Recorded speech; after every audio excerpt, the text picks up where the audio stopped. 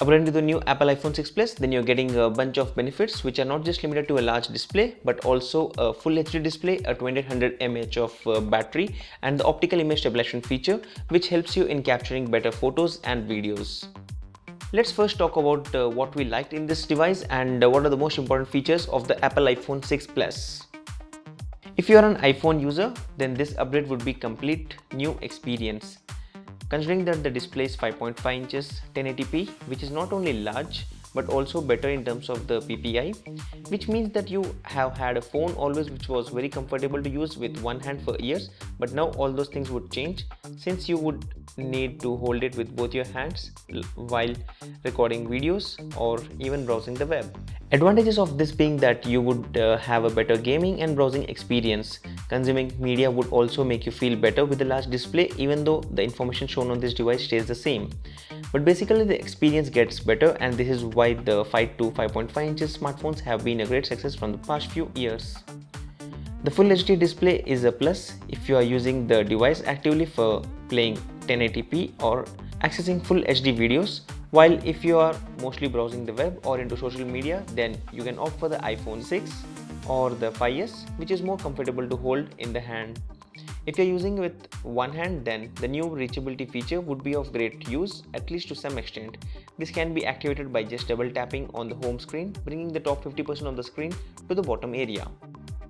Inside the iPhone 6 Plus is a Apple A8 1.4 GHz dual-core CPU with 1 GB of RAM and a quad-core GPU, which may not sound great for Android users. Those specs are not always important when compared with the user experience, and in this case, the iPhone 6 Plus wins over a bunch of devices.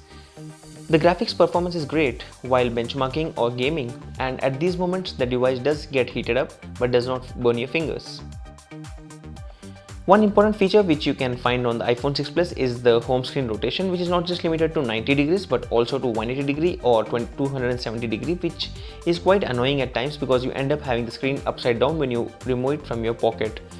This has to be limited to just left or the right, but well, that's what Apple has offered, and this is something which they should be fixing. It's always better to have a larger keyboard on your phone, and that's mostly possible only when you have a larger phone. Alternatively, you can always use options like SwiftKey or TouchPal. In case of the iPhone 6 Plus, you get the larger keyboard activated when in the landscape mode, which is something I rarely use, especially when sending a quick message through Facebook or WhatsApp, and which is when the functions like cut, copy and paste buttons are of no use and cannot be used efficiently. Now this is not just an oversized phone, but this does come with a larger battery, and this is 2915 mAh, which goes on for over a day, and this is something which we can tell you after using it for over a few days, and this is clearly competing with the Samsung Galaxy Note series, that's the Note 4. We did have an option like the ultra power saving mode which Samsung offers, which is totally useful in case when you are left with a very less battery. The battery is optimized well to stay up, which means that you can expect the battery to stay at the same levels on standby mode for days, while the only con being that the device takes a little bit higher time to charge up on a regular charging cycle.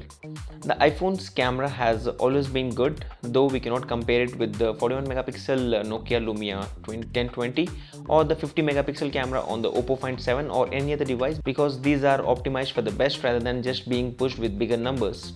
Since the device is large, it does get some space to host the optical image stabilization in the iPhone 6 Plus, which is not available on the iPhone 6. This is the hardware stabilization and not the software, which obviously gives you better results, and since the device is capturing great quality photos, this clubbed with the OIS helps in capturing some of the best shots in the night, obviously without the flash. I have been recording a lot of hyperlapse videos, that's the application from Instagram, and they have all been coming out with some great results, all thanks to the OIS and the camera's optics on the iPhone 6 Plus. The slow-mo feature on the other hand is the most important and the interesting feature we have found on this device, and it's primarily because of the footage that talks about the feature itself. The 240 FPS is just mind-blowing considering the hardware, and the output is 720p, which is pretty crisp and looks great on this large display. Let's talk about what we didn't like in the iPhone 6 Plus, which should start with the design. It's inspired from the HTC One M8 and does not stand out the way the iPhone 5s looked, getting itself into a premium category. If you're confused with the color options, then opt for the space gray over the silver and the gold, and that's again my personal suggestion. There's also this protruding camera lens, which not just sticks out but also can get a lot of damages if you use it without a case, and the device does wobble up at the top. After Liu's video on the iPhone 6 Plus around bending an iPhone, I have always been having a fear with the device getting bent when kept in the pocket, and this is very important considering the way it's shown the device would get easily bent, but that's only going to happen when you put a lot of weight on it or when you put a lot of pressure on it, which is not quite normal, but since it's a costly device, you need to take the precautions. The iPhone 6 Plus has the same design as the iPhone 6, but it's totally different from the iPhone 5s, and this is something that needs your attention. Along with the phone, you need to buy a case or a bumper or at least some kind of protection to ensure that the phone does not slip from your hand.